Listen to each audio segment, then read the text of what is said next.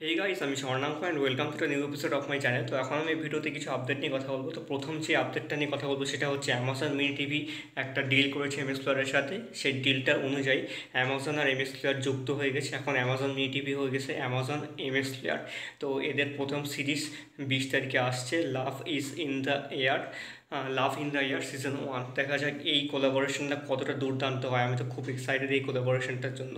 এটা আসলে প্রথম আপডেট। দ্বিতীয় যেটা আপডেট সেটা হচ্ছে বিক্রান্ত মাসে আর দীপক ডোবরিওয়ালের রিসেন্ট একটা সিনেমা রিলিজ করেছে ম্যাডাক ফিল্মসের প্রডিউস করা নেটফ্লিক্সে। সিনেমাটার নাম হচ্ছে সেক্টর 36। সিনেমাটা নিয়ে অনেক কথাবার্তা চলছে, খুব পজিটিভ রেসপন্স আসছে। তবে এই সিনেমাটার যে আপডেট টিপো সেটা হচ্ছে ভিউজ নিয়ে। লাস্ট উইকে 3.6 মিলিয়ন ভিউজ এসেছে এই সিনেমাটার, এবং টপ 3-তে রয়েছে নন ইংলিশ সিনেমার লিস্টে। ট্রেন্ডিংয়ে চলছে টপ 3-তে। দেখা যাক এরপরে কতটা আরও ট্রেন্ডিং চলে এই সিনেমাটা। এটা ছিল দ্বিতীয় আপডেট। থার্ড এবং লাস্ট আপডেট হচ্ছে বরুণ ধাওয়ান, কীর্তি সুরেশ, ওয়ামিকা গাপি এবং জ্যাকি শ্রফ এদের আপকামিং সিনেমা বেবি জন, যেটা হচ্ছে তামিল সিনেমা থেরি।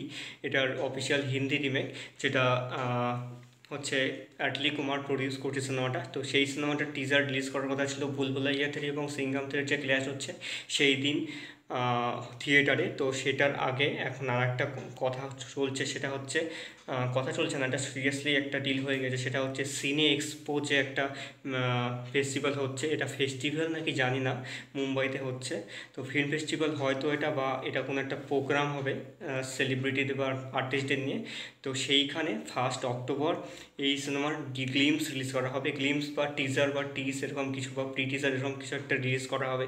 দেখা যাক সেটা কেমন হয় এবং কতটা হয়, এবং এরপর এটা ডিজিটাল রিলিজ কি ডাইরেক্ট হয়ে যায়, নাকি ওইখানেই শুধুমাত্র স্ট্রিম মানে দেখিয়ে তারপর ছেড়ে দেয়।